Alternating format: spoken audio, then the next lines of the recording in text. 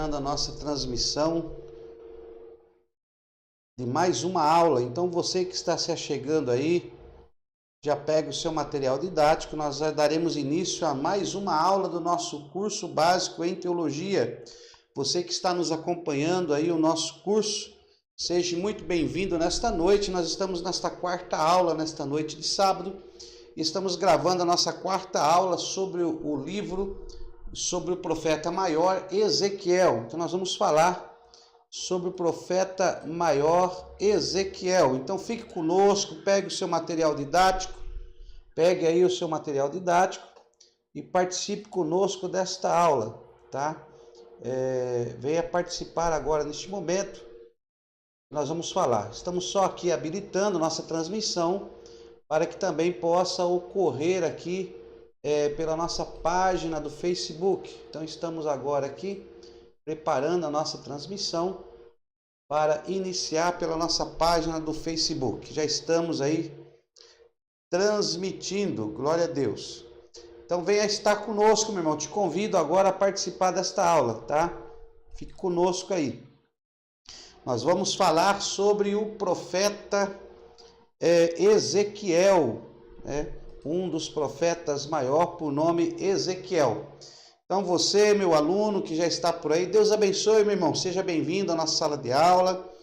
Já está conosco alguns irmãos que já estão se preparando aí para nós iniciarmos aí a nossa aula, né? Deixa eu acompanhar aqui. É que eu acompanho os irmãos, o comentário dos irmãos, né? Então eu vou acompanhar aqui pela nossa página do Facebook. Deixa eu ver aqui a transmissão, se ela já está no ar, já está sendo aqui transmitida, né? Estamos aqui ao vivo neste momento e já estamos nessa transmissão aí. Então é isso aí. Já estamos aí na transmissão. Bom, meus amados irmãos, muito bem-vindo a mais uma aula nesta noite, que nós vamos falar então do profeta Ezequiel. Essa noite nós iremos falar do profeta Ezequiel, tá? Essa é a nossa quarta aula sobre os profetas maiores. Esse tema, esta matéria acadêmica que nós estamos falando durante esta semana. Tivemos alguns problemas técnicos durante a semana e estamos gravando hoje ao vivo neste sábado. Então a matéria é Ezequiel. Nós vamos falar sobre Ezequiel. E para falarmos de Ezequiel, né, Deus fortalece. Deus fortalece. Então, para falarmos de Ezequiel, Deus fortalece, né? O nome Ezequiel significa Deus fortalece. Então, vamos iniciar. Abra a sua Bíblia aí, a palavra de Deus, para que nós possamos estudarmos. O nosso irmão Lucas está nos acompanhando aqui no nosso canal do YouTube. Sim, irmão Lucas, nós vamos terminar essas videoaulas, tá? Amanhã pela manhã estarei gravando a nossa quinta aula sobre os profetas maiores e será disponibilizada a prova no domingo à tarde para que os irmãos façam a prova no decorrer da semana. Então não se preocupe, os irmãos vão ter tempo para assistir aos vídeos e entregar as provas sem problema nenhum, tá bom? Nós tivemos problemas técnicos nesta semana e por isso nós estamos transmitindo hoje ainda a quarta aula. Então amanhã pela manhã estaremos gravando a quinta aula de encerramento dos profetas maiores. Então Deus abençoe nosso irmão Lucas, que nos perguntou, que está conosco aí. Quero agradecer a presença da irmã Helena, que está aí assistindo pelo nossa página do Facebook a esta aula. Deus abençoe, irmã Helena, a sua vida. Continue conosco por aí. Então, meus amados irmãos, nós vamos falar sobre Ezequiel. Deus fortalece. E para falar de Ezequiel, nós temos então que ler aqui no livro do profeta Ezequiel. Abra sua Bíblia no livro do profeta Ezequiel, no capítulo 1, e vamos ler o que diz a palavra do Senhor. No 30º ano, no 4º mês, no 5º dia do mês, estando eu no meio dos cativos, junto ao rio Quebar, abriram-se os céus e eu vi visões de Deus. Então nós temos aí o profeta Ezequiel, quando ele recebe então a sua chamada, né? Quando ele recebe a sua primeira visão de Deus junto ao rio Quebar. Então nós vamos entender isso. O profeta Ezequiel, ele começou o seu ministério no ano 593 e atuou até no ano 571. Ezequiel, de 593 antes de Cristo, de 593 antes de Cristo até o ano 571 antes de Cristo. Esse é o período de atuação do profeta Ezequiel. Então vamos ver isso, para que nós possamos entender quando Ezequiel recebe a sua chamada. Nós vamos fazer um gráfico aqui. Se você puder, pegue aí um caderno de anotações e também faça aí um gráfico aí para você entender melhor esse conceito da história. A paz do Senhor, irmão Ademir já está conosco aí também no nosso canal do Twitter. Deus abençoe sua vida, seja bem-vindo. E estamos já aí na nossa aula. Nossa irmã Helena está aqui também agora pelo nosso canal do YouTube. Deus abençoe, irmã Helena. Continue conosco aí, que Deus abençoe a sua vida. Meus amados irmãos, então vamos fazer aqui, faça aí também no seu caderno. Não é um mapa preciso, mas para você ter uma ideia. Você vai fazer aqui, certo?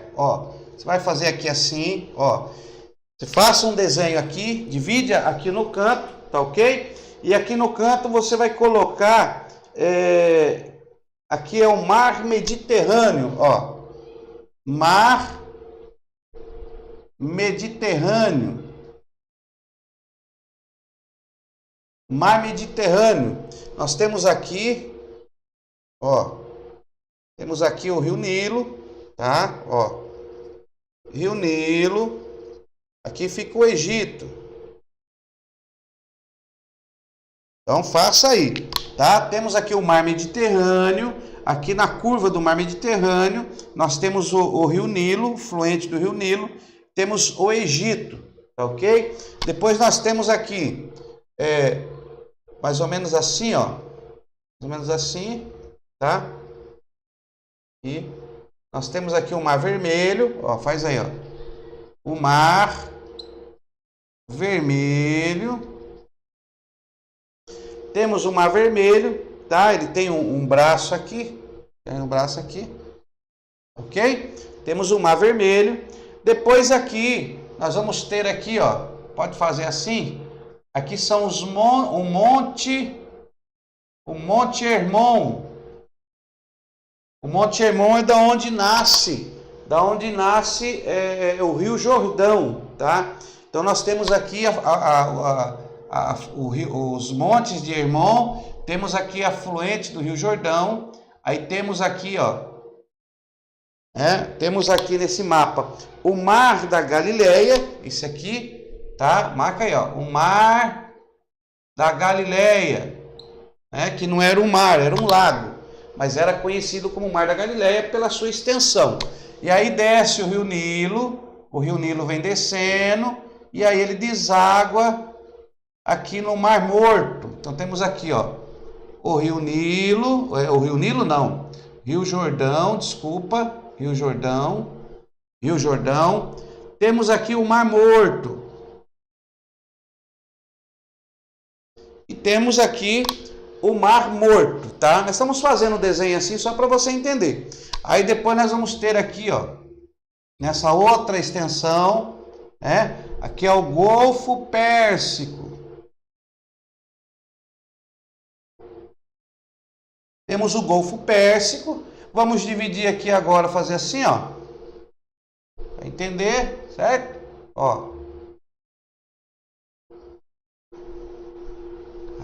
Esse aqui é o rio Tigre.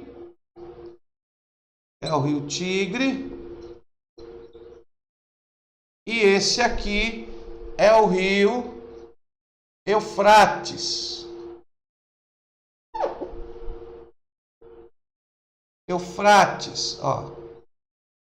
Então temos aqui o rio Tigre, o rio Eufrates, o Golfo Pérsico, tá ok? Então faça aí bem bonitinho aí o seu desenho, só para você entender.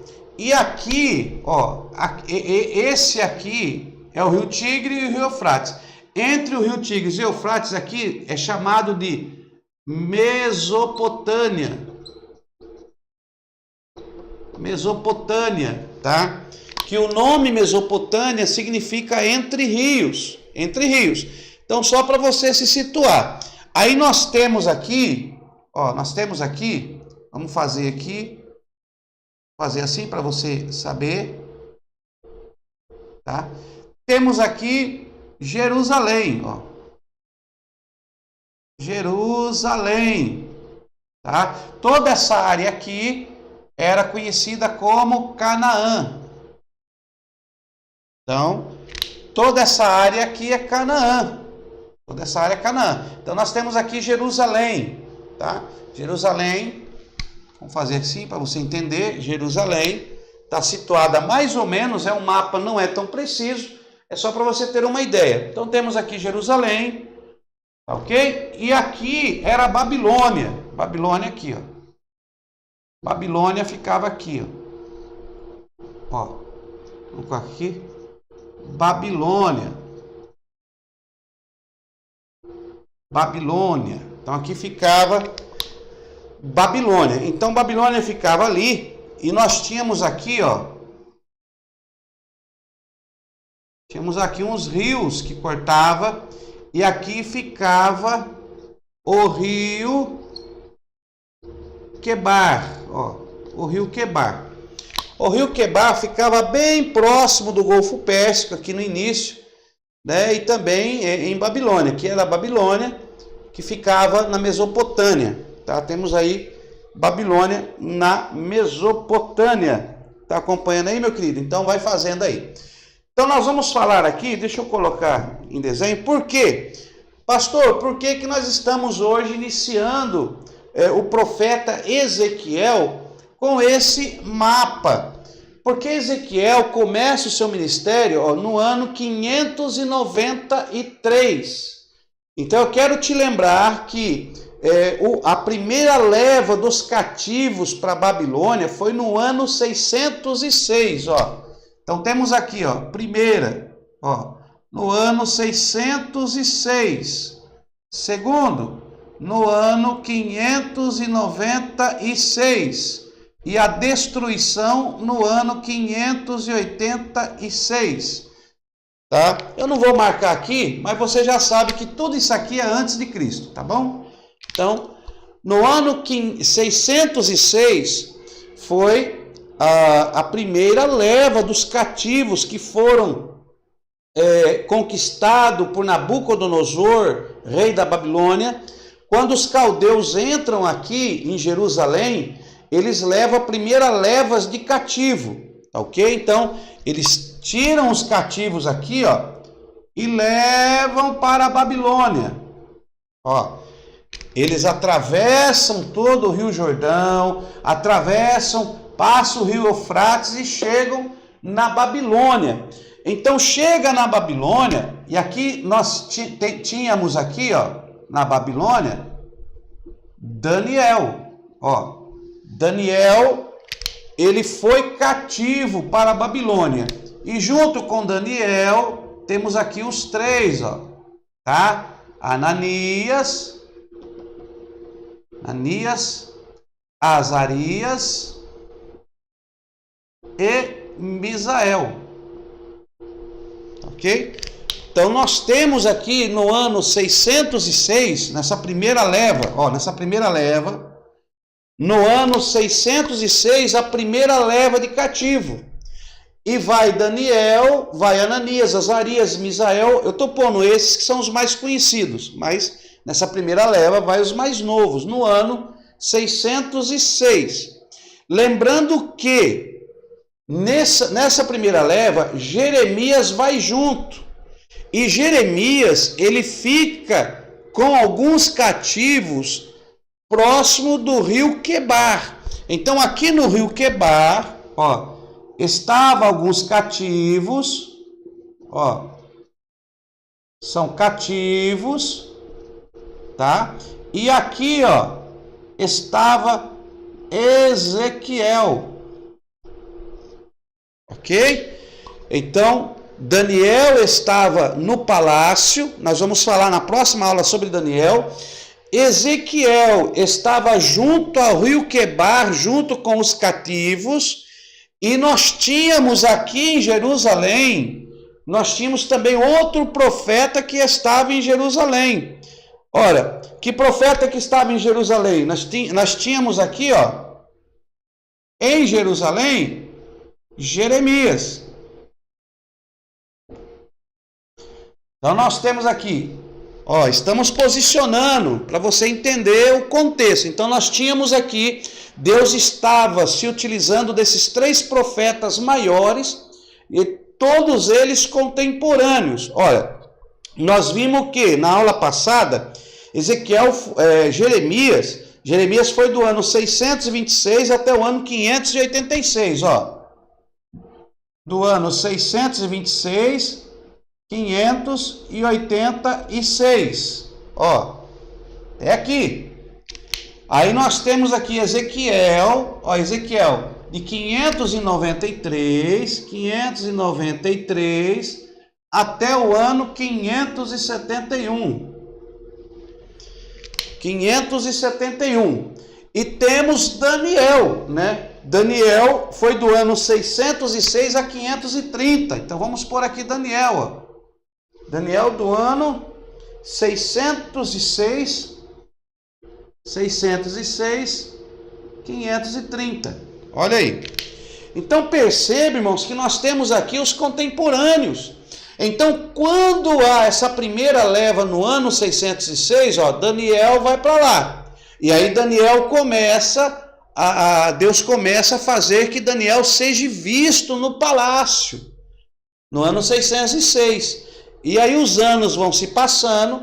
No ano 593, Ezequiel é chamado ao ministério profético. Mas nós já tínhamos, quando Ezequiel é chamado para o ministério profético, no ano 593, Daniel estava no palácio, já recebendo aqui, então, Deus já fazendo com que Daniel aparecesse como uma pessoa fiel a Deus, temente. E nós tínhamos aqui Jeremias, que estava atuando aqui, ó. Jeremias atuou até a última leva. Então, no ano 593, precisamente na chamada de Ezequiel, Deus chama Ezequiel no rio Quebar, Daniel está no palácio e Jeremias está em Jerusalém. Então, nós temos esses 3 profetas atuando, esses 3 profetas maiores atuando, Deus usando o porta-voz em Jerusalém, usando o porta-voz no templo de Nabucodonosor, né, na casa de Nabucodonosor, né, no reinado dele, né, lá em Nabucodonosor. Eu estou querendo lembrar o nome, me fugiu da mente, não é reinado. É no palácio, eu lembrei, ao vivo é assim. No palácio, então no palácio de Babilônia, no palácio de Nabucodonosor, está Daniel lá no palácio, junto com Ananias, Azarias, Misael, que estão lá sendo usados por Deus. E aqui, junto ao rio Quebar, no ano 593, que é justamente esse versículo, o capítulo 1, né? O capítulo 1. Então nós encontramos aqui Ezequiel e agora aqui já dá para você situar o que está acontecendo. Ó, temos aqui Jeremias, começou o seu ministério pregando em Jerusalém, falando do que ia acontecer, porque eles tinham se desviado do Senhor. Falamos de Jeremias ontem.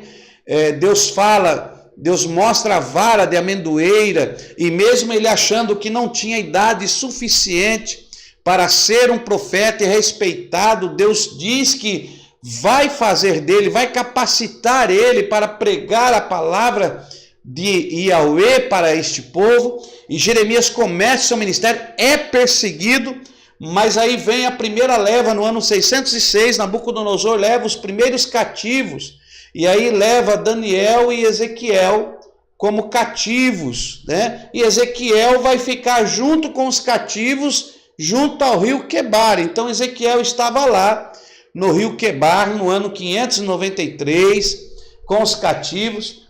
593. Em 596, Nabucodonosor vem buscar a segunda leva dos cativos, tá? Então, quando ele vem no ano 596, Deus já tinha chamado Ezequiel junto ao rio Quebar. Então ele foi na primeira leva e já estava lá. Tá vendo? Então aqui agora você tem todo esse panorâmica para você ver o que está acontecendo. E agora sim, nós vamos ler aqui esse capítulo glorioso.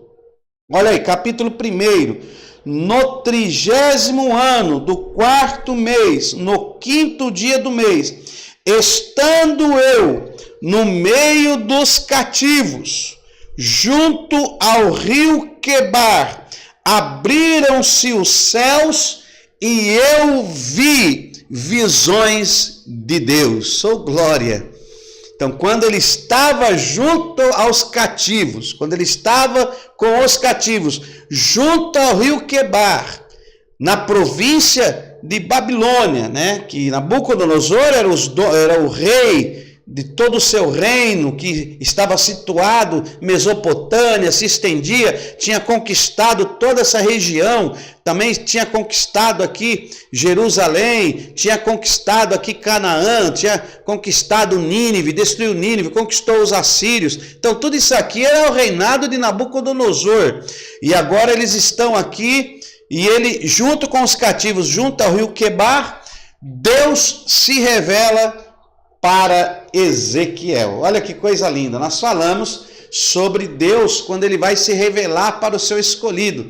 Falamos na aula passada como Deus se revelou para Jeremias. Agora Deus, depois de ter chamado Jeremias e ter permitido que Nabucodonosor, os caldeus, levasse a primeira leva dos cativos, agora Deus vai se revelar para Ezequiel. Vamos ver essa revelação? Olha aqui. No 5º dia do mês, no 5º ano do exílio do rei Joaquim, que eles estavam exilados, né? Vamos lá, eles estavam exilados. Olha que interessante, que ele diz assim, no 5º dia, no 5º ano, né? Então, a primeira leva no ano 606, daria aqui o ano 601, né? Mas, como as nossas datas aqui não são muito precisas, temos aqui o ano 593, que ele iniciou, poderíamos até colocar o ano 600 ou 601. Mas vamos manter essas datas, que são algumas datas históricas padrão que nós encontramos. Então vamos lá. Versículo 3. Veio expressamente a palavra do Senhor a Ezequiel, filho de Buzi, o sacerdote, na terra dos caldeus, junto ao rio Quebar. Olha aí, Jeremias, né? Ezequiel e Jeremias. Jeremias era filho de Ilquias, o sacerdote. Olha que coisa interessante, né? Então, um filho de sacerdote, e agora nós temos Ezequiel. Olha aí, Ezequiel, filho de Buzi, o sacerdote. Então, nós temos aqui outro filho de sacerdote também, que Deus agora vai transformar em profeta. Ou seja, vocês dois não serão sacerdotes, vocês vão ser profetas, porta-voz da minha palavra, diz o Senhor. Deus, quando escolhe, meu irmão, está escolhido. E aí ele chama Ezequiel. Olha, vamos continuar aqui. O sacerdote na terra dos caldeus, né, que nós chamamos de Babilônia, porque os caldeus estavam junto com os babilônicos. Então, na terra dos caldeus, junto ao rio Quebar, bem aqui embaixo, ó, próximo quase do Golfo Pérsico no mapa, o rio Quebar ficava bem aqui próximo da junção do rio Tigre com o rio Eufrates.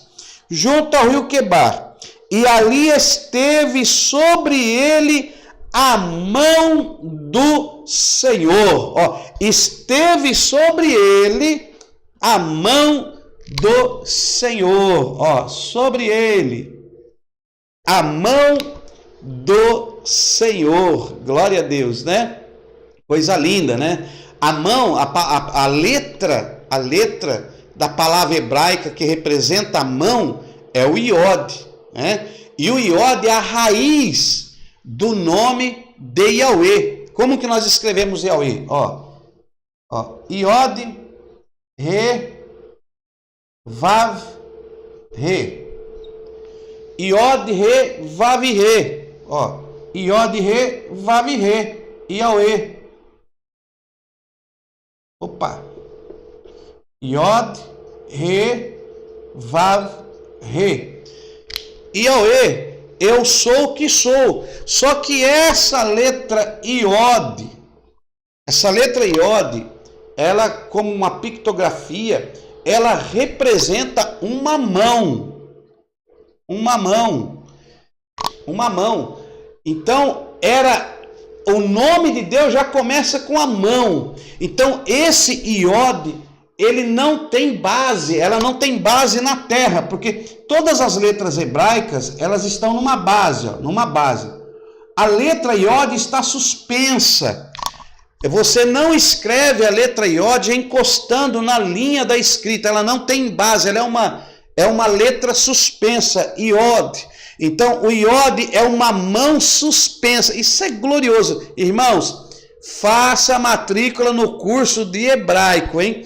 É uma mão suspensa. Então, quando ele diz que a mão do Senhor estava sobre ele, é porque o iode de Deus desceu para estar sobre Ezequiel, né? E aí tem as revelações, o Re, o Vav, o outro Re, o nome de Deus tem uma revelação gloriosa, tudo que Deus ele vai operar, que vem da essência, da dimensão espiritual, ela tem essa raiz, né? Então, quando nós falamos mão, por se tratar do iod, que está na revelação do nome de Yahweh, então esse iod ele é sobrenatural. Nós estamos falando de uma dimensão atemporal, de uma dimensão espiritual, ou seja, esta mão não era da terra, esta mão é suspensa, essa mão é do sobrenatural, é do eterno, que estava repousada sobre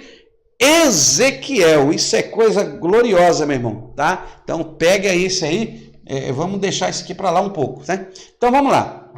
A mão, a mão do Senhor, ali esteve sobre ele a mão do Senhor. Olha o versículo 4, capítulo 1 de Ezequiel, versículo 4. Olhei e vi um vento tempestuoso que vinha do norte. Vi um vento tempestuoso que vinha do norte. Vamos situar aqui. Aqui é Jerusalém. Aqui é conhecido como Reino do Sul. Isso aqui tudo é Canaã. Daqui para cima tudo é Canaã. Então aqui é Reino do Sul. Reino do Sul. Quando ele fala que veio um vento vindo do norte, é aqui para cima. Aqui de cima é o norte. Vem de Canaã, porque aqui havia uma divisão. Aqui era Jerusalém, Reino do Sul, e aqui para cima era Betel, Dan, as outras terras que eram o Reino do Norte.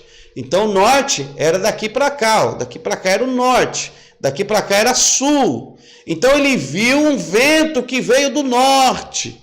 Então na visão dele, na visão de Ezequiel, ele viu um vento que vinha do norte, o vento. Vento.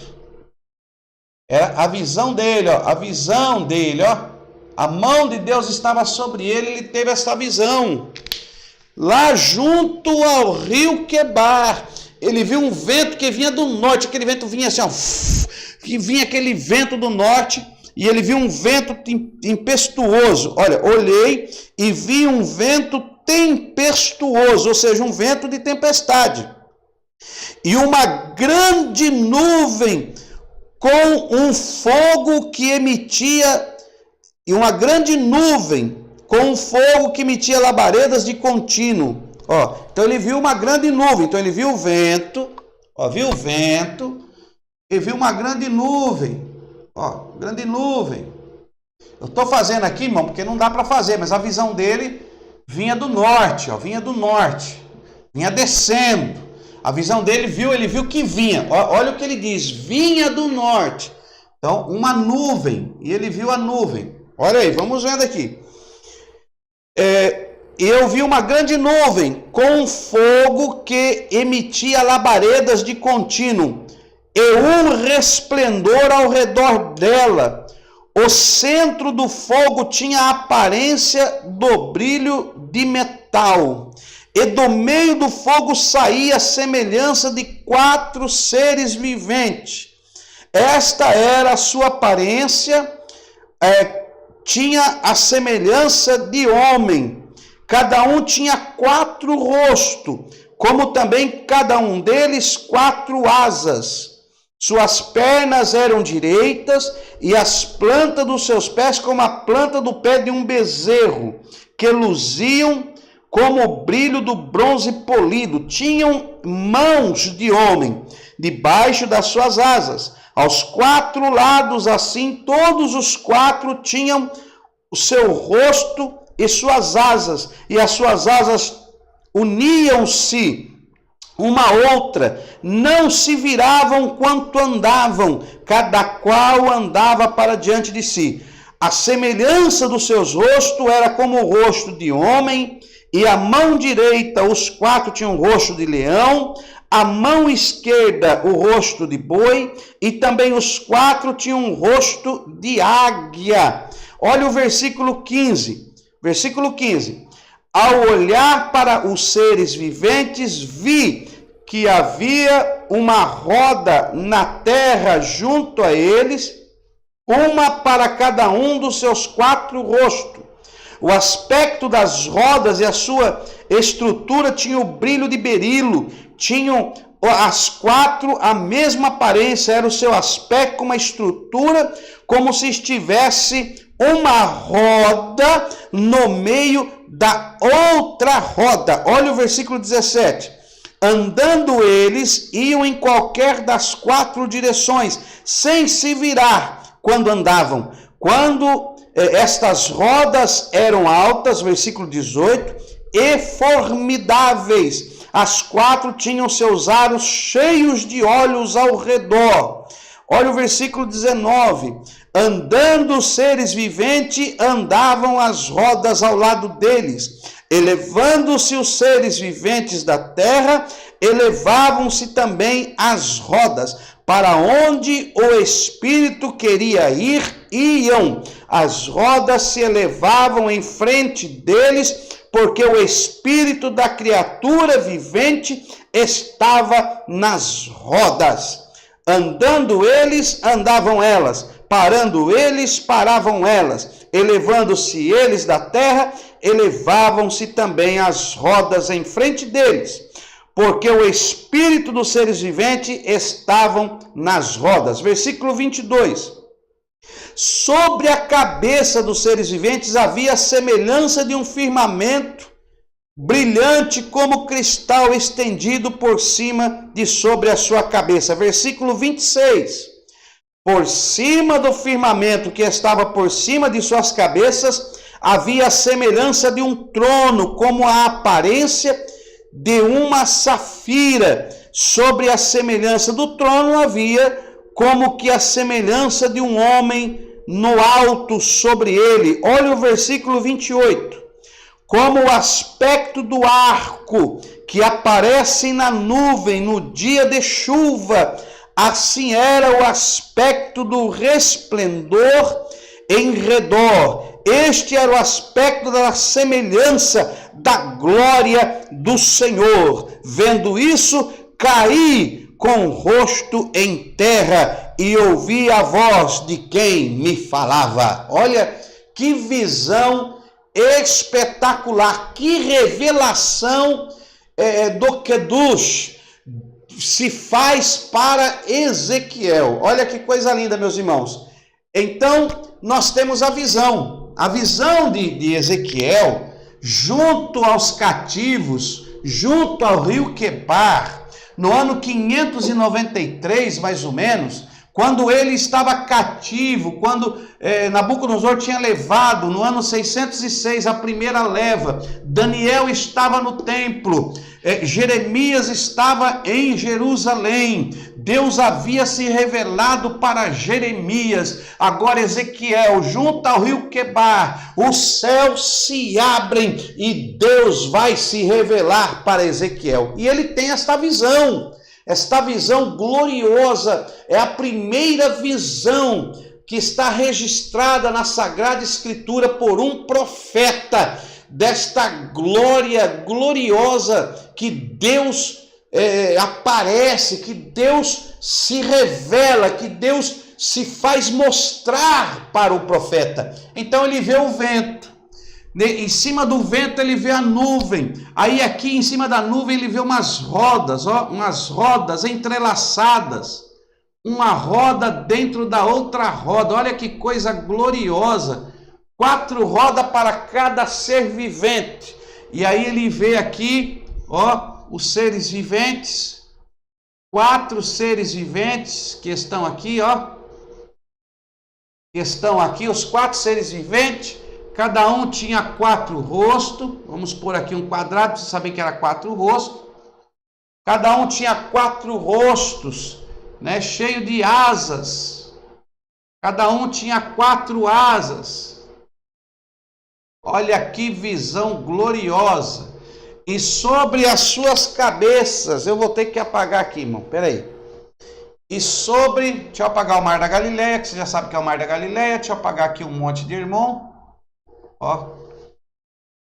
e sobre as suas cabeças, olha aí, tinha um firmamento, e sobre o firmamento estava o trono de Deus. Olha que coisa gloriosa. E isso aqui, irmãos, era uma engrenagem atemporal, uma engrenagem eterna, uma engrenagem espiritual que é difícil do homem, da mente humana limitada, compreender esta visão que está agora aparecendo para Ezequiel. E olha que a mão de Deus estava sobre Ezequiel, e a mão de Deus sobre Ezequiel abriu a sua mente, abriu agora os olhos espirituais, os sentidos espirituais, e ele passa a ver aquilo que é impossível para uma razão humana compreender. Olha que coisa gloriosa. Ele vê o vento. Por que o vento, irmão? Por que o vento? Porque o trono está se mexendo. E o trono vai para lá, vem para cá, ia para a direita, ia para a esquerda. Ezequiel, ele vê o trono de Deus. Ele vê as rodas. Essas rodas, irmão, estava cheia de olhos, cheia de olhos. Olhos para todo lado, tudo cheio de olho, tudo cheio de olhos. Ele vê essa visão gloriosa, essas rodas cheias de olhos.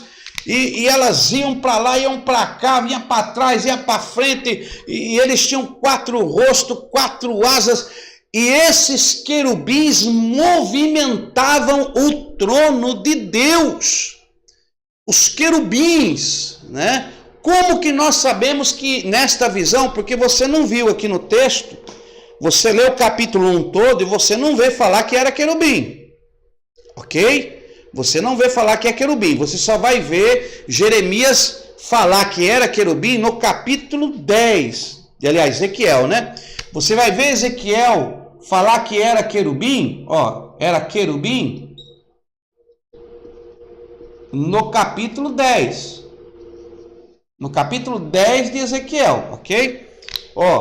Abre a sua Bíblia aí, eu vou folhear aqui, capítulo 1 que nós estamos, né? No capítulo 10. No capítulo 10, deixa eu ver aqui o versículo, no capítulo 10, no capítulo 10, versículo 15, capítulo 10, versículo 15, olha aí, olha o que ele diz assim, os querubins se elevaram ao alto. São estes os mesmos seres viventes que vi junto ao rio Quebar. Então, lá no capítulo 10 de Ezequiel,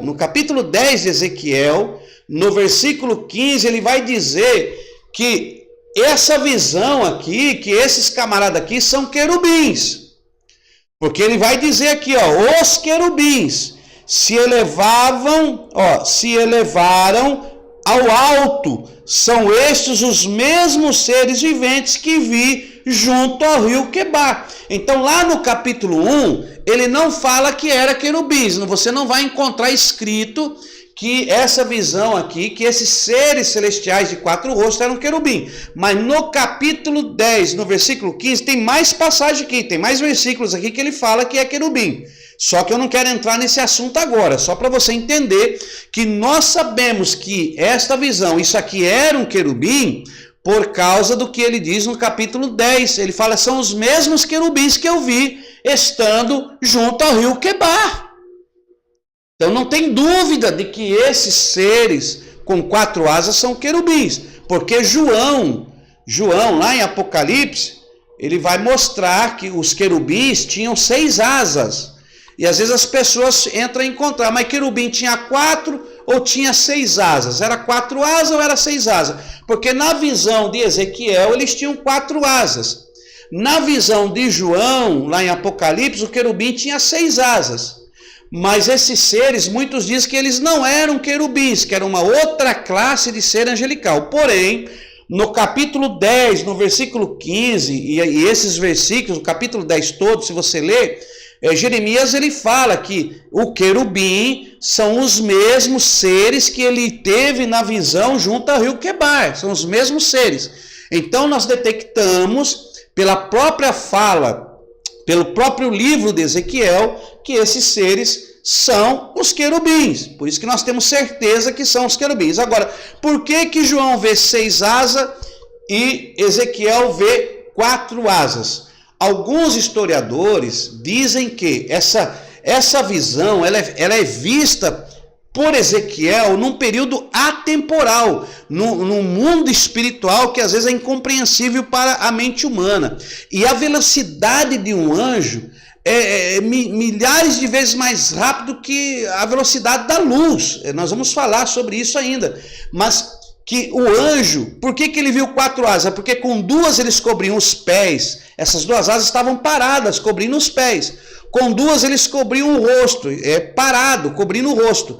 E as outras 2, que elas estariam batendo numa velocidade atemporal da eternidade, que era impossível que Ezequiel visse as asas desses querubins voando. Por que voando? Porque eles estavam nos ares, estavam se movimentando, eles iam para a direita, eles iam para a esquerda, eles iam para cima, eles iam para baixo. É um trono que se move na eternidade. Meu Deus!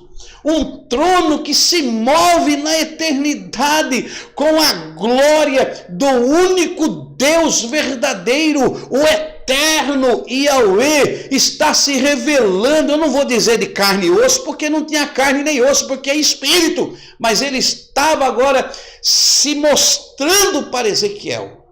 Coisa gloriosa, maravilhoso. É isso mesmo, irmão, é verdade, é coisa espetacular. Deus abençoe, coisa gloriosa. Os irmãos tudo comentando, Deus abençoe, irmão, Deus abençoe, é isso mesmo. Então olha aqui, vamos para a visão. Então essa é a revelação de Deus para Ezequiel, né? Agora, quando nós paramos para analisar, e aí nós vamos ver querubim, né? Querubim, no original hebraico é queruv, ó, nós conhecemos por querubim, né? Mas no hebraico, ó, no hebraico é queruv, ó, queruv, ou queruv, ou querube. Alguns falam querube, alguns falam queruv. Como que é escrito queruv? Ó, é escrito com Kaf, com resh, Kaf, resh. Temos aqui um vav, Kaf, resh, vav e um beit, ou veit, né? Isso é um beit. Então, keruv, ó, acentuação mossorético para e, acentuação no vav para u. Então fica keruv, porque isso aqui é o beit, ó, ele é o beit. Agora ele sem o acento, ele é veit. Então você lê como V. Aqui lê como B, aqui lê como V. Então não tem o acento. É V. Então é keruv. Ó, olha que coisa gloriosa. Keruv. O kaf é palma. O kaf, ele representa palma da mão, palma. O kaf no hieróglifo é palma, né? No desenhado, ele representa um desenho e ele representa palma. Então nós temos aqui o kaf, que representa palma. Depois nós temos aqui o resh. Temos o resh. O resh é cabeça. Ó, resh é cabeça. Então aqui nós temos palma.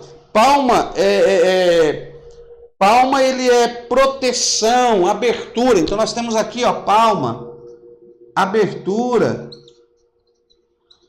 proteção, ó, proteção, né? Depois nós temos aqui o resh, que é cabeça, que é início, pessoa, liderança, ó, início, pessoa, liderança. Pastor, é o que significa o nome? Não, eu estou dizendo para você o que significa as letras do alfabeto, o significado da letra. Ela é desenhada, nós vamos aprender no nosso curso de hebraico. Então, o que a letra significa, que vai lhe dar a interpretação. Ó, e depois nós temos o vav. O vav aqui é prego. Ó, vav é prego.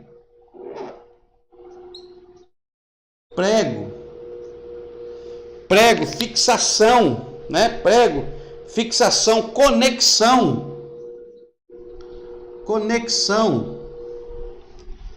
Ó, é o vav.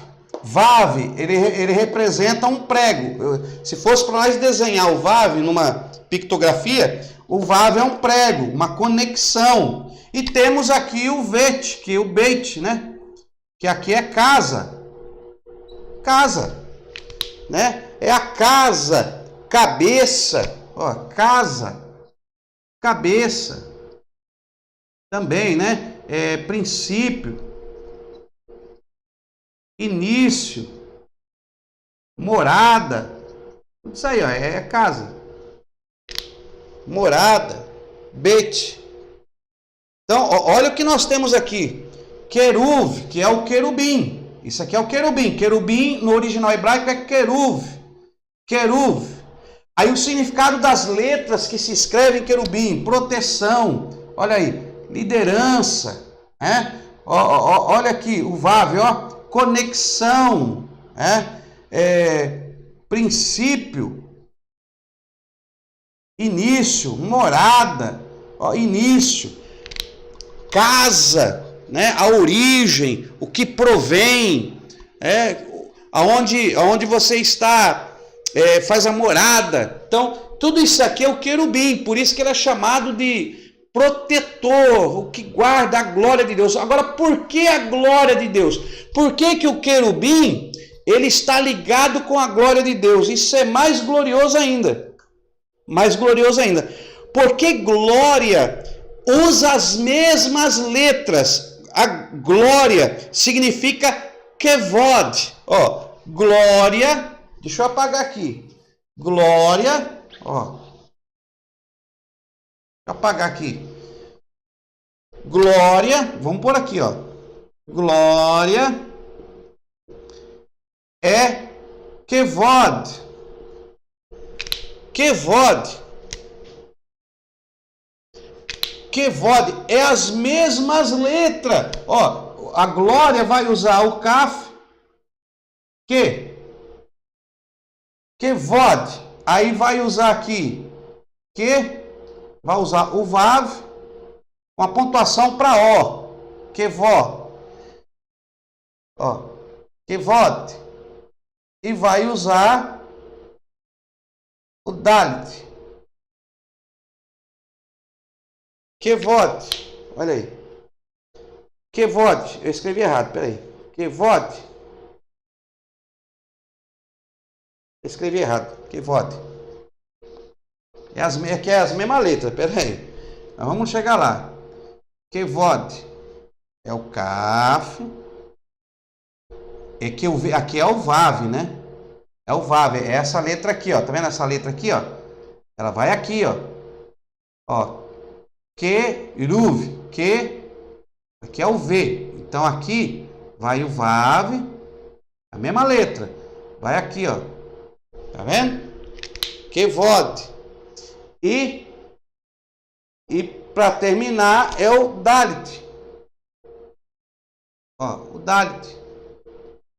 Kevod. Então usa a mesma raiz. Então se você fosse traduzir a glória para ver o significado, nós tínhamos aqui, ó, o kaf, que é palma, proteção, abertura. Temos aqui também o vav. Temos aqui o vav. Temos aqui o vav. Keruv. Temos aqui o vav, que está aqui, ó, é o mesmo vav, né? O vav, ele é prego conexão. Então nós temos aqui a palma, temos aqui a conexão, aí temos o vav de novo com pontuação para o, que é uma conexão, duas conexão, ó, são duas conexão. Temos aqui o vav, proteção, abertura, palma, temos a palma, duas conexão, e temos o dalit. O dalit aqui é porta. Porta é o acesso que abre um portal para o sobrenatural. Então isso é glória. A glória é a palma da mão de Yahweh, é a palma de Yahweh que faz duas conexão com a porta, com o sobrenatural. Isso é glória. A glória que vem da palma de Deus. Olha, Deus coloca a palma sobre Ezequiel. Meu Deus, mas isso aqui é a mão, né? A mão, palma, põe a mão, porque o kav é palma, mas aqui nós temos a mão. E a palma está na mão de Deus. Então nós temos a palma, que está na palma de Deus. Então a glória que faz essa conexão, né? O vav, prego, fixação, conexão, duas conexão com a porta do sobrenatural. Então a glória de Deus desce e está envolvida com o querubim, a mesma raiz, queruv e kevod, as mesmas três raízes estão conectadas. Isso é muito glorioso. Tá? Então o querubim, aonde está o querubim, o queruv, está também o kevod, está o kevod, o kavod, está o kevod, que é a glória. E essa glória que faz a conexão com o eterno, com o poder e a glória de Deus. E isso está se manifestando sobre Ezequiel. Isso é coisa linda, linda, linda. E tem muita coisa aqui, mas não dá para nós falar, senão nós vamos fugir muito do tema.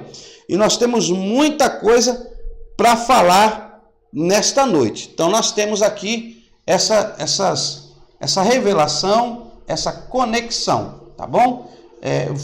Vamos fazer o curso de hebraico, irmão. Não esquece de fazer o curso de hebraico, não, que vai enriquecer o seu conhecimento acerca das coisas de Deus. Então, ó, vamos entrar aqui. Deixa eu dar só uma visão, uma revelação aqui sobre isso, porque é o que ele está vendo aqui, né?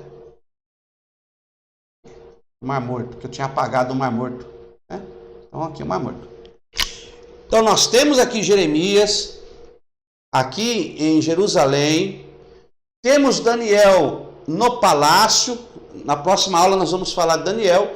E Ezequiel tendo essa visão profética, sobrenatural, de Deus se revelando para Ezequiel. Então, essa coisa linda. Isso aqui numa tipologia, como não vai dar tempo para nós falarmos, esse vento aqui, ó, esse vento, anota aí, ó, palavra. Esse vento é palavra, anota aí, tá? Para uma tipologia. Esse vento é palavra. Bom, palavra.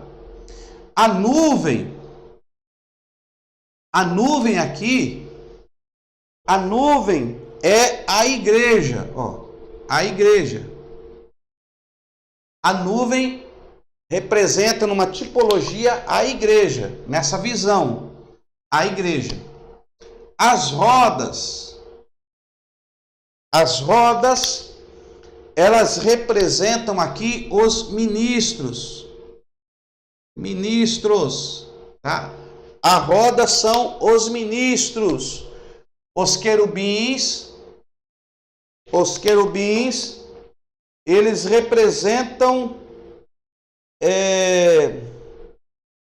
os ministros.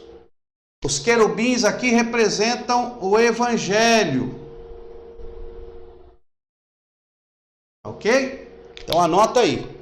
Ó, o vento aponta para a palavra, que o vento é o início de tudo, é o que traz a revelação de Deus. O vento representa a palavra.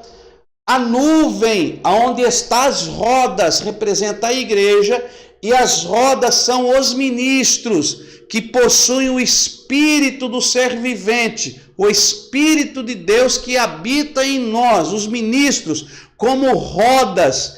Aí a igreja, dentro da união, olha quantas vezes Deus falou para o seu povo: quando o meu povo, que se chama pelo meu nome, se humilhar e buscar e invocar meu nome, me achareis. Então, quando a igreja está unida, uma roda dentro da outra roda, os ministros, em vez de estarem brigando pelo púlpito, brigando por altar, brigando por mensagem mais bonita, quem teve maior manifestação, porque hoje está assim.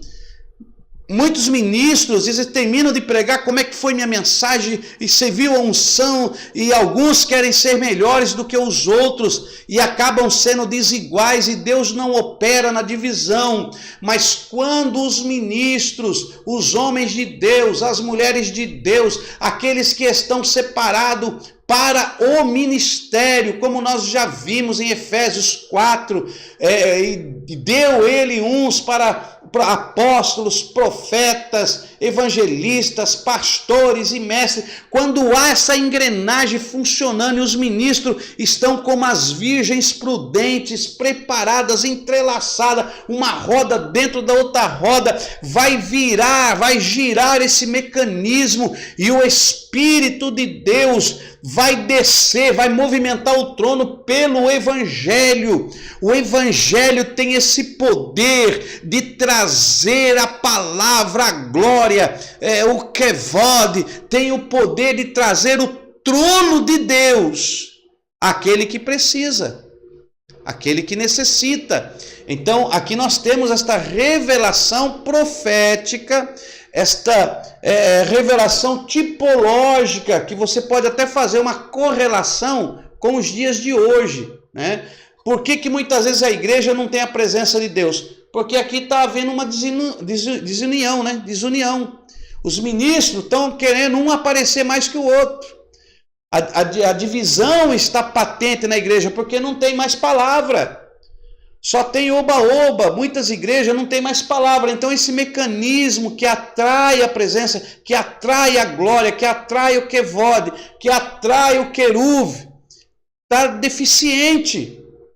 E aí não se cumpre a visão de Ezequiel, nós trazendo para uma tipologia para os dias de hoje, numa vida espiritual para aqueles que servem a Yahweh, não se cumpre esta visão, mas não é esse caso. Então, faça essa anotação aí, tá? O vento é palavra, igreja é a nuvem, ministros é a roda e o evangelho são os querubins. Por que o evangelho são os querubins? Porque eles tinham 4 rostos. 4 rostos. E os 4 rostos do querubim aponta para o evangelho. Olha aí. Eles tinham 4 rostos. 4 rostos. Querubim, ó. 4 rostos. É assim, ó. Mais ou menos assim, ó. 4 rostos. Eles tinham 4 rostos. Olha o texto da palavra de Deus. Olha aí, Ezequiel capítulo 1. Olha Ezequiel capítulo 1. Olha aí a palavra de Deus. Versículo de número 6. Olha aí. 10. Versículo 10. Olha. Ezequiel capítulo 1, versículo 10. A semelhança dos seus rostos é como o rosto de homem. Ó. Então aqui era homem. Rosto de homem. Olha, à sua direita, os 4 tinham o rosto de leão. Olha, esse da direita. Leão. Tá? Eu estou à direita deles. Tá? Olhando de frente, à sua direita. Ele não fala a minha direita, à sua direita. Então, à direita deles. Leão.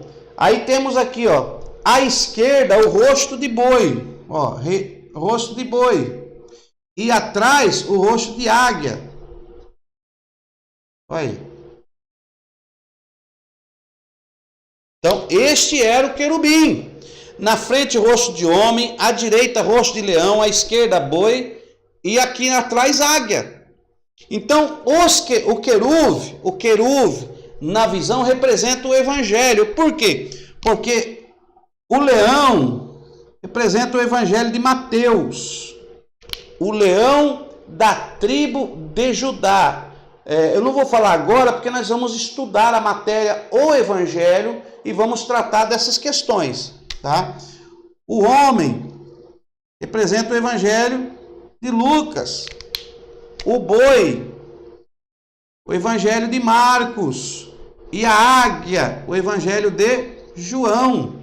Então nós temos aqui Mateus, que representa o evangelho, né, de Mateus, que é o leão da tribo de Judá. Depois temos Marcos, o boi, o servo sofredor, né? O boi é para o servo sofredor, tá? E aí temos aqui o rosto de homem na frente, que é Lucas, o médico que escreveu acerca do homem perfeito, que nunca pecou, e traz à humanidade a linhagem de Jesus. Temos aqui a águia, né? A águia que fala do renovo, que vive nos ares. E aí nós temos o único evangelho escrito por João, que é diferente dos outros 3 sinópticos, porque os outros 3 retratam Jesus de uma maneira, mas João retrata Jesus como o espiritual, o das alturas, o atemporal, porque em João ele é a porta, ele é o bom pastor, ele é a água da vida. Então tem essa interpretação. Então nós vemos que o querubim, os rostos dos querubim, apontam para a manifestação do evangelho, como o evangelho foi entregue para a salvação. Então nós temos aqui o evangelho. E este evangelho, ele seguido, obedecido, ele examinado, orado, guardado no coração, o evangelho tem o poder de mudar o homem, mudar a mulher e trazer o trono de Deus até a igreja, sobre os ministros e a igreja. E ter toda essa manifestação pelo evangelho.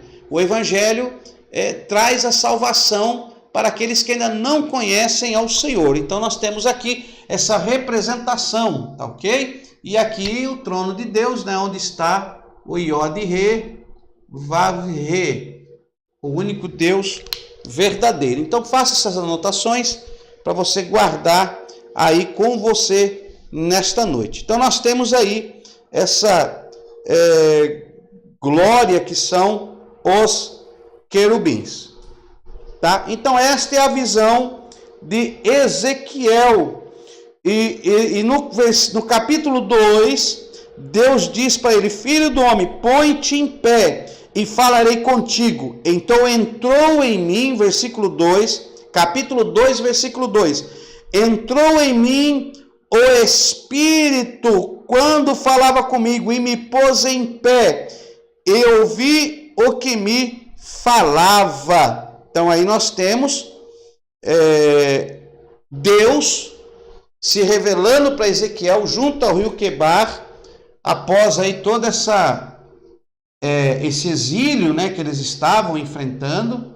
Eles estavam enfrentando aí este exílio, e aí Deus se revela, e Ezequiel então vai começar aí a sua vida profética, depois dessa chamada gloriosa. Tem muito mais coisa aqui, mas nós não queremos falar, porque o tempo não vai permitir que nós assim falemos, então nós queremos encerrar aqui com esse livro, né?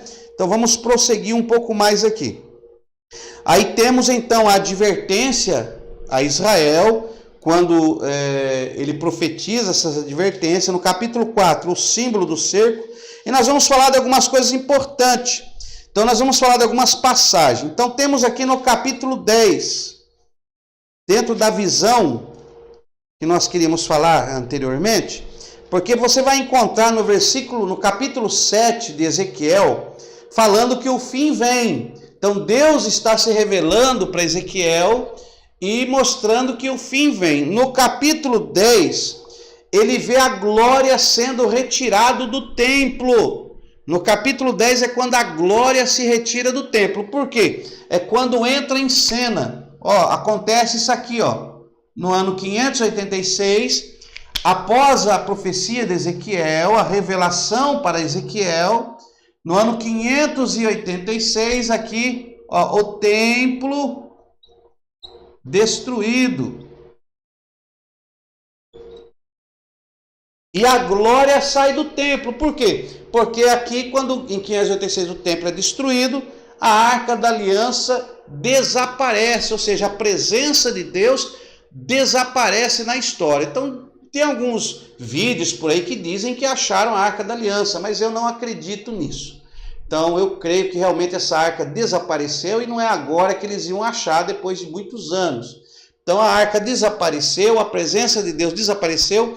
João escreveu dizendo que viu a arca no céu, está registrado lá no livro de Apocalipse, que ele viu a arca no céu. Mas veja aqui, no capítulo 10, vamos analisar um pouquinho? Capítulo 10, olha aí, o Quevod. Olhei e vi no firmamento que estava por cima da cabeça dos querubins, aparecer sobre eles uma como pedra de safira, semelhante à forma a um trono. Disse o Senhor ao homem vestido de linho: vai por entre as rodas até debaixo do queruve, e enche as suas mãos de brasas acesas dentre os querubins, espalha sobre a cidade.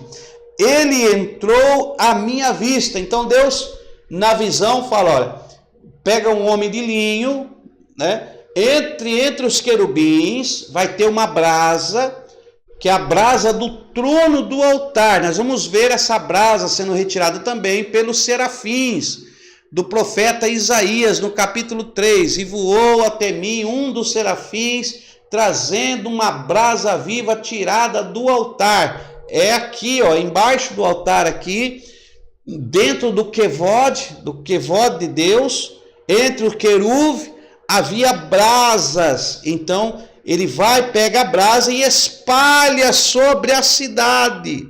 Sobre a cidade, olha aí. Sobre a cidade. Olha o versículo 3. Versículo 3. Os querubins, o queruvim, né? Estavam ao lado direito do templo, quando entrou o homem, e uma nuvem encheu o átrio interior. No versículo 4. Então se levantou o kavod do Yahweh sobre o querubim e foi para a entrada do templo. Então tem aqui o templo, olha o que ele está vendo. Está lá o templo. Está lá o templo. Está o templo. Isso aqui é o templo. Templo. Aqui, Estava em Jerusalém. Então ele viu que pega aqui, os querubins, desce, vão até o templo, e aí eles ficam ali, enche a nuvem, e aí começa a sair do templo. Começa a sair do templo. Olha aí. Então se levantou, versículo 4. Então se levantou a glória do Senhor sobre o querubim e foi para a entrada do templo. Encheu-se o templo de uma nuvem e o átrio se encheu do resplendor da glória do Senhor. Deus está retirando a sua glória do templo, o kavod. Ezequiel, eu confundo Ezequiel com Jeremias, né? Mas Ezequiel tem uma visão e nessa visão ele vê o kavod, ele vê a glória se retirando do templo. Olha aqui, olha o versículo de número 9, ele vai falar dos seres viventes. Olhei e vi as quatro rodas junto aos querubins, uma roda junto a um querubim, a outra junto ao outro, o aspecto da roda é como brilho. Ele vai falar novamente da visão, que é a mesma visão que ele teve lá junto ao rio Quebar. Olha aí o versículo de número 18, que não dá tempo de nós analisar tudo, irmãos, né? A hora não... Então vamos ver o 18, pula para o 18, depois você lê todo esse capítulo aqui com calma. Essas passagens merecem uma análise, merecem a sua atenção, né? Nós temos que ser exploradores, então merece a sua atenção. Olha o versículo 18. Então saiu a glória do Senhor da entrada do templo e parou sobre os querubins. Então saiu a glória do Senhor e saiu e parou sobre os querubins. Parou sobre os querubins. Olha aí, o 18. Então saiu a glória do Senhor da entrada do templo e parou sobre os querubins. Os querubins alçaram as suas asas e se elevaram da terra à minha vista. Quando saíram acompanhados pelas rodas, pararam à entrada da porta oriental do templo. Olha, a porta oriental do templo do Senhor, e a glória de Israel estava no alto sobre eles. Eles pararam a porta oriental e a glória estava sobre eles. O kavod está saindo do templo. Olha aí. Aí o que acontece? Agora vai para o capítulo de número 11. Vai para o capítulo 11. Versículo 23, olha o que Ezequiel estava vendo. Versículo 23. A glória do Senhor se alçou, ou seja, se lançou desde o meio da cidade e se pôs sobre um monte que está a oriente da cidade. Então a glória sai da cidade e vai para o monte. O que Deus estava dando a entender? Que ele estava retirando, estava mostrando para Ezequiel: eu estou retirando a minha glória do templo. Por que Deus estava retirando a glória do templo? Porque ia chegar o dia em que Nabucodonosor, no ano 586, voltaria e destruiria todo o templo. Aonde Deus retira a sua glória, fica à mercê da destruição. Sem kavod, está à mercê da destruição. Olha que revelação. Eu não quero entrar mais nesta área da revelação, senão nós vamos ficar muito tempo aqui. Mas entenda, nós precisamos da glória de Deus, do kavod de Deus. Precisamos do kavod. Deus não pode retirar o kavod de nós. Nós somos templo, morada, e nossas atitudes vão contribuir para que a glória, o kavod de Deus seja retirado de nós. Então temos que tomar cuidado com isso. Vamos aqui, continuando. Ezequiel vai pregando aqui toda a revelação de Ezequiel, né? Ezequiel foi um profeta glorioso. Ele fala no capítulo 12 sobre o símbolo do exílio. Ele fala sobre a condenação dos idólatras, e ele vai falando, e ele fala no capítulo 16 de Ezequiel, muito interessante, tá? No capítulo 15 ele vai falar Jerusalém, uma videira inútil. Ele compara Jerusalém como uma videira inútil. No capítulo 16 ele faz uma alegoria da Jerusalém infiel. Então ele vai pregando sobre essa Jerusalém que foi infiel, né? Teve a primeira leva, já estavam sofrendo a primeira leva, tiveram a segunda leva, mas Jerusalém ainda estava lá, com os remanescentes, mas foram infiéis. Jeremias está profetizando, está falando para os cativos, aonde ele está, ali junto ao rio Quebar, ali nos caldeus, na terra dos caldeus, ele está profetizando. Enfim, há toda uma pregação de Ezequiel ali naquela região. E aí no capítulo 18 de Ezequiel, ele fala que a alma que pecar, esta morrerá. E nós vamos então falar um pouquinho aqui do capítulo 28. Você vê muitas vezes pregarem isso na igreja. Capítulo 28, tá? O capítulo de número 28, que Ezequiel está lançando uma profecia contra o rei de Tiro. Uma profecia contra o rei de Tiro. Nós já estudamos sobre essa profecia em angelologia. Então, se você não assistiu às aulas de angelologia, dá uma ida lá, assista aquelas aulas que nós já falamos disso aqui. Como Ezequiel teve visões atemporais, né? E dentro destas visões foi revelado a Jeremias acontecimentos temporais. Então, muitos historiadores interpretamos, teólogos, esta visão de Ezequiel, essa profecia de Ezequiel no capítulo 28, não literal, não somente uma visão temporal terrena, literal. Não, é um rei. Não. Nós entendemos que há ingredientes nesta revelação que nos levam a entender esta profecia como uma profecia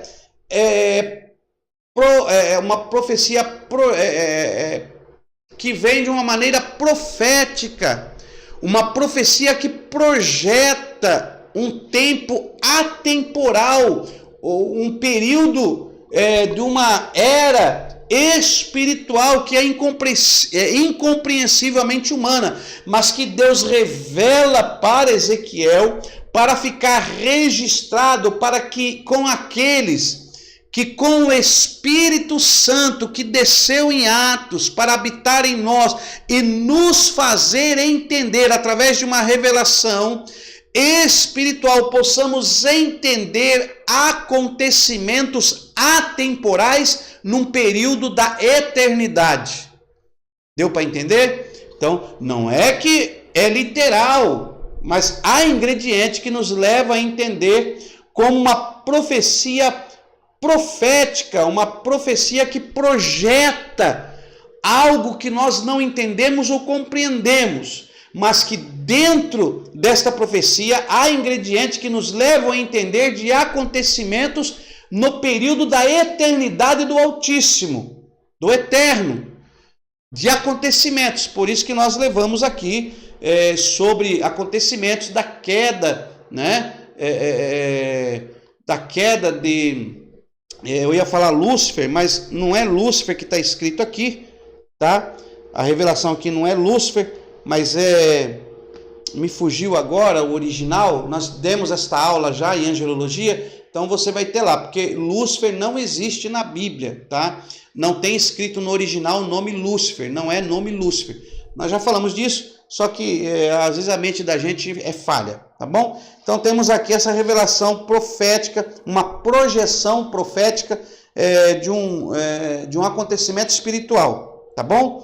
E aí temos também aqui em Ezequiel, quando ele fala do cedro do Líbano, espetacular também, merece uma atenção, né? Essa projeção profética também, que vai dar significados, né? Vai falar sobre o jardim de Deus, o Éden de Deus.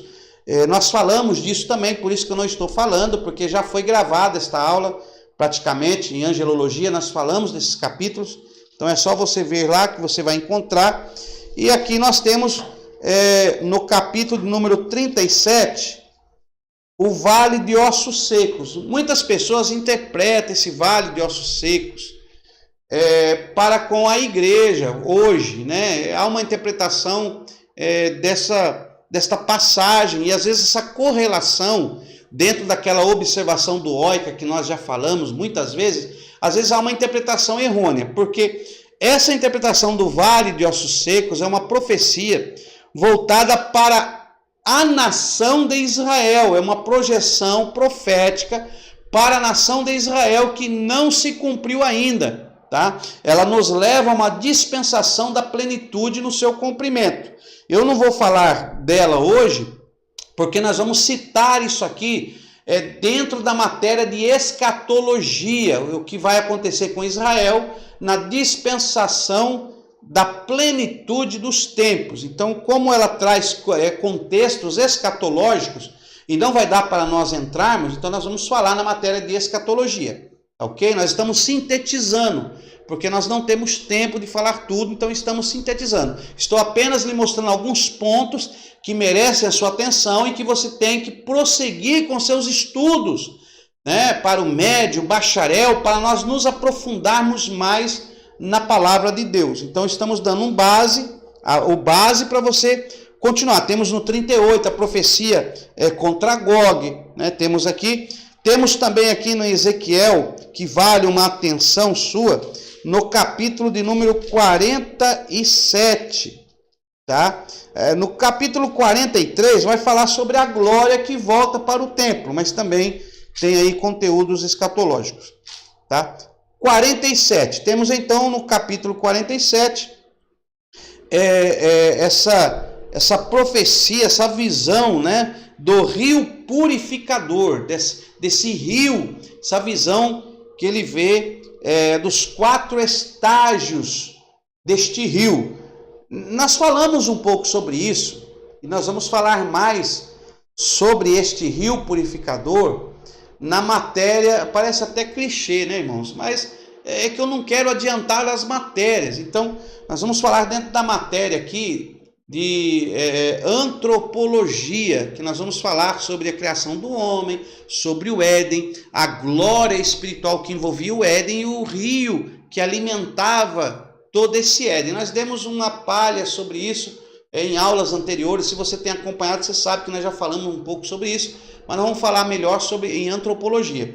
Então, eu não quero falar muito, porque como nós temos outras matérias, nós vamos voltar a esses assuntos, mas só para você entender sobre a questão de Ezequiel, os pontos mais principais que você tem que entender, que Ezequiel era contemporâneo de Daniel, de Jeremias, que Ezequiel estava aqui junto ao rio Quebar, teve as visões na terra dos caldeus, profetizando. Daniel estava no palácio e Jeremias que estava em Jerusalém, tá bom? Que eles estavam neste período aí, quando é levado cativo o cativeiro, tá ok? Então aqui nós terminamos com o capítulo 48, vai falar sobre a divisão da terra, e o último versículo que fala: a distância será de 18 mil côvados em redor, o nome da cidade aquele dia será O Senhor está ali. Então há uma revelação profética gloriosa, mas nós vamos ter mais aulas que vamos abordar com mais tempo. Nós não temos tanto tempo para abordarmos esse assunto, então nós estamos sintetizando, tá bom? Então fique aqui com esta introdução ao livro de Ezequiel. O nosso material didático tem mais contexto histórico, tá? Então você tem que ler o nosso material. Eu não estou trazendo só o contexto histórico, porque nós queremos trazer algumas revelações para a sua vida acerca de Ezequiel. Então fique com esta palavra, com esta revelação, e na próxima aula nós vamos dar uma sintetizada do livro de Daniel, tá bom? Daniel, Deus abençoe sua vida e até a nossa próxima aula, que nós gravaremos amanhã pela manhã. Deus abençoe, fiquem todos na paz do Senhor.